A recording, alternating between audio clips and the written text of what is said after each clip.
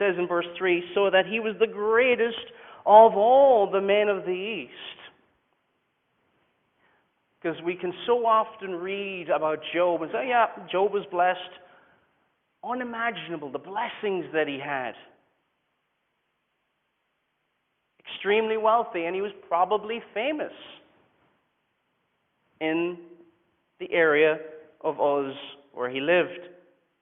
But let's not also forget verse 2, the blessing of children.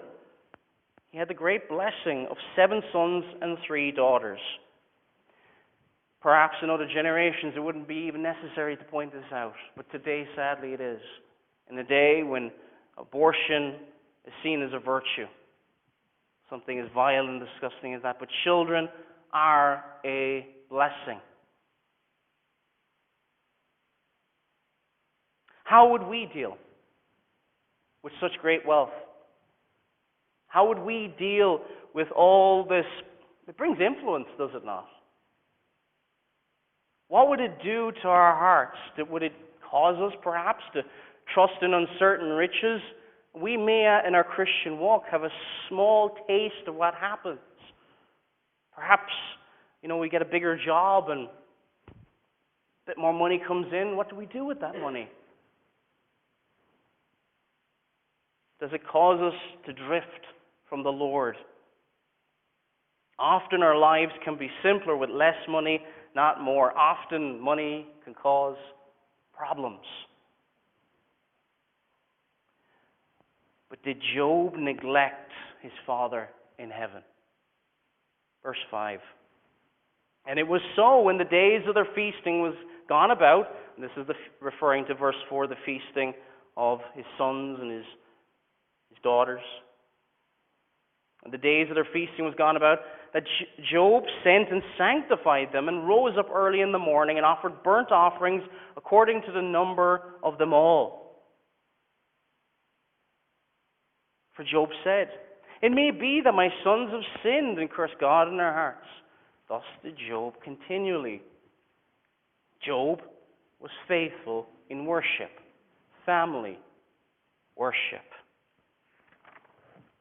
Job here, on behalf of his family, with this reason, perhaps my family, my sons have cursed God, have offended God. So always in the home, the father to lead the home and family worship, to be that priest before God, representing the family before God, asking for forgiveness of sins. Job was a faithful leader in family worship, offering burnt offerings. No, today we don't offer animals in that sense.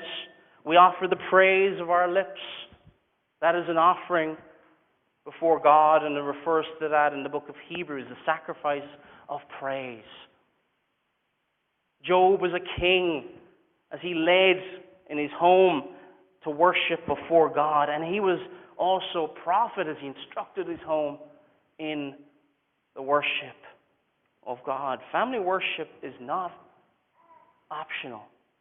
It is a sign of a faithful covenant family, and a family that does not lead in family worship is neglecting its duties and should not expect the blessings of God. In the midst of blessing, Job is not forgetting God. He's not forgetting to honor God.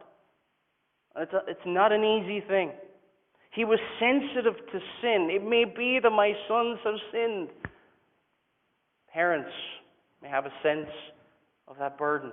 Do you pray that your children, even once they've left the home, would not sin and offend a righteous and holy God? That in a sense, it doesn't matter what job, how much money they're making, but whatever they end up doing, that they honor God in what they do. In the midst of blessings, not forgetting the source of the blessings. Because Job realizes all this, the 7,000 sheep, the 5 100 yoke of oxen, all come from God. And he never forgets that. Thus did Job continually. Do you worship God in times of blessing, dear Christian?